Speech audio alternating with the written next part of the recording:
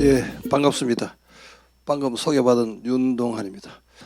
자, 오늘 이순신 얘기 얼른 시작을 하겠습니다. 2019년 1,700명을 갤럽에서 여론조사했는데 가장 존경하는 인물 1위가 이순신 장군입니다. 이거는 뭐 일본서, 우리보다는 사실은 일본서 이순신 장군 평가를 굉장히 높이 합니다. 여러분들 아시는 대로 징비록도 우리나라는 금서에 가까웠습니다. 일본서 유명하게 된 책이 다시 건너와서 이제 우리 징비록이 서해 선생이 쓰신 징비록이고, 특히 후쿠오카를 중심으로 해서 규슈 쪽에는 지금도 일본 신사에 아주 그 옛날부터 있던 시골 신사에는 우리 시골 하면 무당 같은 사람들이 있는데 그게 모시는 주신이 이순신입니다. 그래서 제가 이제 성웅의 탄생이라는 이름으로 이순신의 생애를 간략하게 한번 간추려 봅니다. 우리 하는 얘기대로 기성전결로 한번 나눠보면 이 영웅의 잉태입니다. 이순신 장군 여러분들 어디서 나신지 아시죠? 서울서 태어났습니다. 태어나셔서 8살, 12살, 뭐 2살인데 자관 한 10여 세 전후까지 서울서 사시다가 살기가 넉넉찮고 어려움이 있으니까 저 이순신의 어머니 초계변 씨 대단한 분입니다. 친정 식구들, 시댁 식구들을 다 데리고 내려간 게 자기 친정 곳을 내려가는 게 아산입니다. 그래서 아산 가서 결혼을 하고 결혼하면서 만났던 장인이 방진일이라는 분이 이제 마지막 보성 현감을 했는데 우리나라 10대 명궁에 속합니다. 10대 명궁에 사는 그 집에 무남동녀의 사위로 들어가서 그 양반이 구원했다고 추정을 합니다. 문과하지 말고 무과로 바꿔라. 문과에서 무과로 바꾸어서 28세 한 번 쳐서 우리 교과서 나온 대로 떨어지고 32세에 됐습니다. 32년간 한 영웅이 태어나기 위한 잉태하는 어떤 과정이 필요했습니다. 32년간. 혹시 문과에서 무과로 바꾸었다는 게 지금의 이순신 장군을 있게 만드는 큰 이유다라는 얘기를 한번 생각해 볼 필요가 있겠습니까? 한 장군에 지나지 않을 가능성이 있습니다. 그런데 그렇게 유명하게 만들었던 이유들은 여러분 기억하시는 난중일기 아시죠? 그 다음에 또 자기 친구들한테 보냈던 편지가 많이 있습니다. 그 다음에 임금님한테 보고했던 보고서, 장계 이런 게 문과를 했기 때문에 그런 필력이 있었다라고 저는 생각합니다. 만약에 무과를 했으면 약했을 텐데 그게 이순신을 위대하게 만드는 한 큰 계기였다는 얘기. 그래서 저는 32년간 걸려서 저는 이제 영웅이 잉태했다라고 바라봅니다. 그 다음 과거 합격을 와서 이제 첫 번째 갔던 곳이 동구비 보건관입니다. 동쪽 구비에 있는 보 포스트의 권관이라는 이름으로 갔던 게 삼수갑산 쪽입니다. 거기 이제 첫 임지로 가셨습니다. 함경도. 거기에서 이제 16년 정도의 군 생활 가운데서 9년을 이쪽에서 주로 16년을 여기서 보냈습니다. 그 기간 동안에 육군으로서 주로 있었습니다. 해군 딱 한 번 있었습니다. 나중에 보면 이제 이 발포라고, 발포 지금도 가면 아주 예쁜 항구입니다. 고흥반도 끝에 붙어 있습니다. 나로도하고 반대쪽으로 있는데 거기에 발포 만호를 1년 5개월 정도 했습니다. 1년 5개월 발포 만호가 제가 다음 뒤에서 설명했습니다만 이순신의 삶에 있어서 큰 변화를 만들 수 있었던 것 아니냐라는 얘기를 하겠습니다. 명량에서 노량까지, 명량 거쳐서, 명량은 1592년 9월 16일인데 9월 16일 그때부터 그다음 이제 노량은 1598년 11월 19일이니까 1년 동안, 1년 한 2개월 동안 이제 이 삶이 꽃이 피었다가 떨어진 어떤 그런 과정, 죽었던 사람이 다시 살아나는, 성웅으로 살아나는 그런 과정이 있다고 볼 수 있겠습니다. 만약에 여러분들 가실 기회 있으면 고흥에 공직자이시고 하니까 이 청렴 그 광장이라 해서 발포에 가면 오동나무 사건이 있었던 장소를 기념해놓은 표식이 있습니다. 거기 이제 있으니까 전라자수사가 딸 시집 보낸다고 검은고를 만들어야겠으니까 거기 호영에 있는 오동나무를 끊어 보내다라고 군관을 보냈습니다. 병사들을. 이순신이 호영에 있는 오동나무는 나라의 재산인데 사용도로 쓸 수 없다 해서 거절하는 사건이 발생합니다. 유명한 사건입니다. 한번 상상을 해보시죠. 여러분들도 다 모두 군대 다녀오셨으니까 아시지만은 전라자수사하면 지금식으로 하면 사단장급 정도로 보시면 됩니다. 한 2스타 내지 3스타 정도로 보면 되는데 사단장이 그 밑에 파견 부대에 있는 부대의 한제 장한테 오동나무 끊어올리 보내라. 사인만 주면 만들어까지 보낼 텐데 지금 풍토 같으면 그게 거절하는 용기가 가능하겠습니까? 육군에서 해군이 되었습니다. 육군에서 해군 되면 잘 모를 거 아닙니까? 저는 이때 이순신 장군의 리더십이 완성되었다라고 생각합니다. 잘 모르잖아요. 육군이니까 해군. 여러분들 한산도에 가시면 지금은 이름이 재성당이라고 붙었습니다만 옛날 이름은 운주당이었습니다. 이순신 장군이 가는 곳마다 운주당이 있었습니다. 운은 이제 오퍼레이션 한다는 뜻이고 주는 상가치 주자니까 지금식으로 얘기하면 오퍼레이션 한다, 기획을 한다는 그런 뜻입니다. 그거 왜 만들었을까? 모르니까 물어야 되잖아요. 얘기를 들어야 되잖아요. 자, 리더십.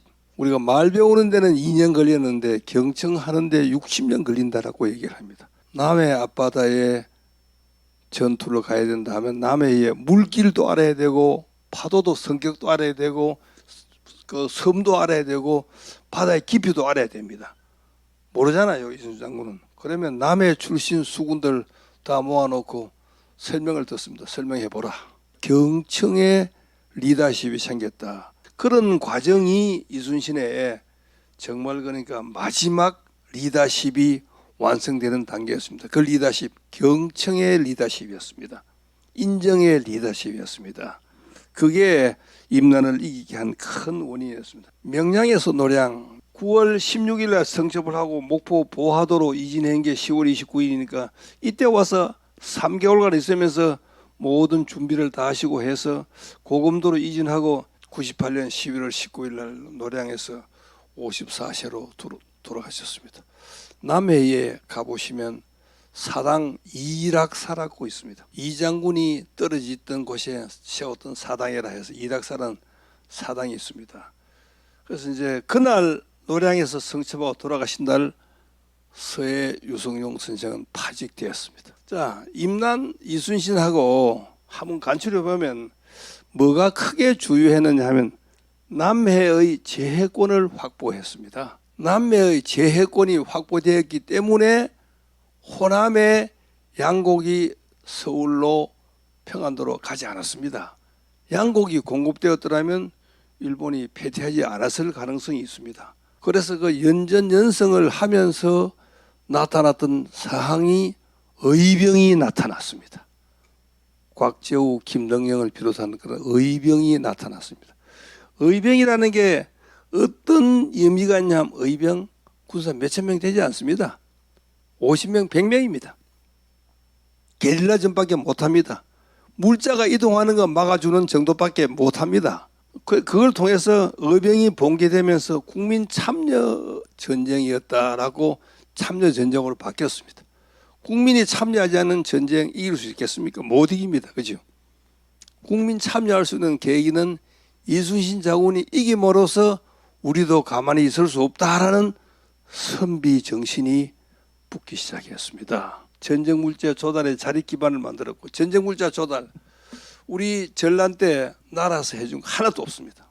전부 다 전쟁 물자 자립 기반했습니다. 둔전 이순신 장군이 따라다니는 민간인들한테 농사 짓는 방법으로서 너가 농사 지어서 절반 가져오너라. 그래서 나라의 땅을 빌려줘서 했던 게 둔전이었습니다. 둔전을 통해서 늘 식량을 조달했습니다. 깨와 같이 다 기록합니다.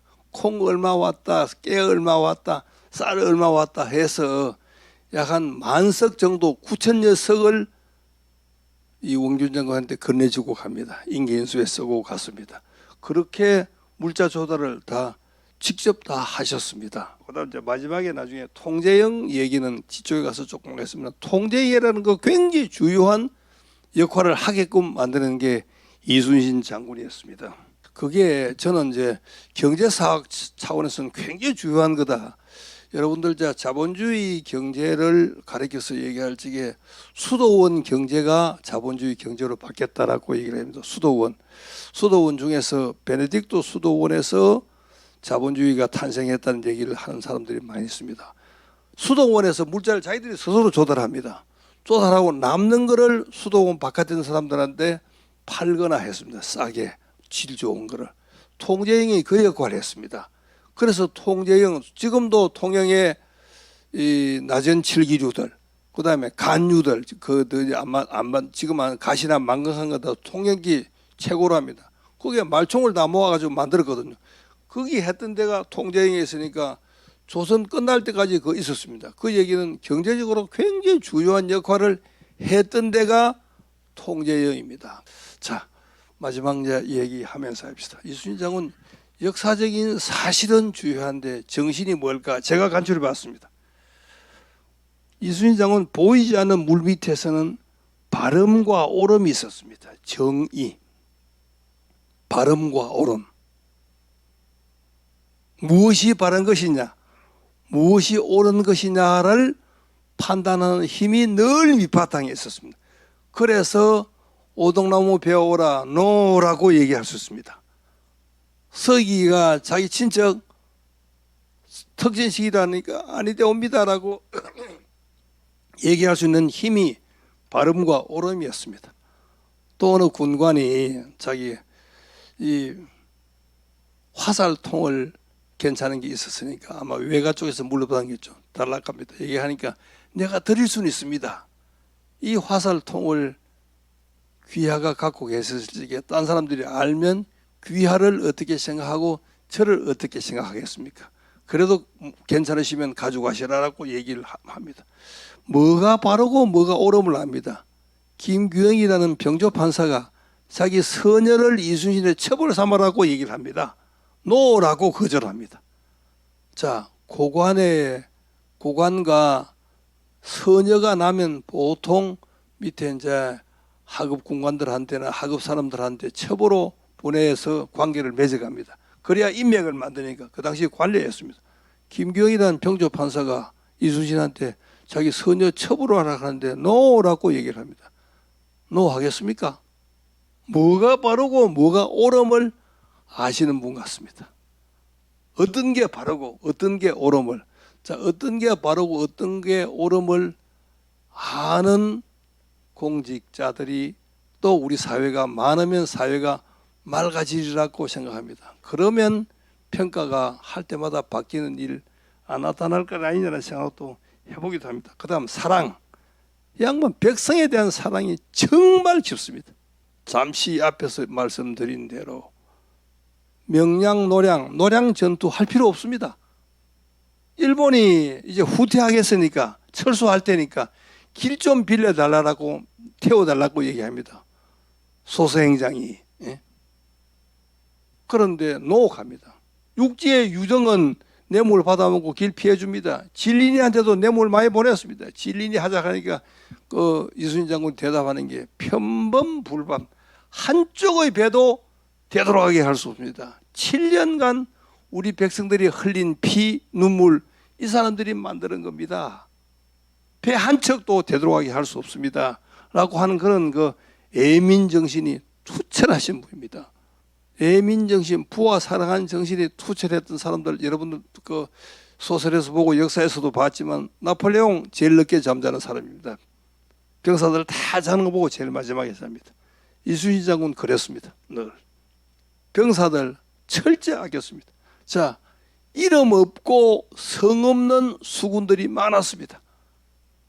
임금한테 누가 무슨 적장을 잡아왔다라고 얘기를 하려고 그러면 이름을 써야 되잖아. 이름 쓰는 게 이름이 없으니까 한자로 씁니다. 개똥, 돌쇠, 한자로 만듭니다. 성을 만들었습니다. 이시를 주로 많이 만들었습니다. 성이 없습니다. 그 사람들은 자기 이름이 한자로 쓸 수 있다는 것을 듣고는 감격했습니다.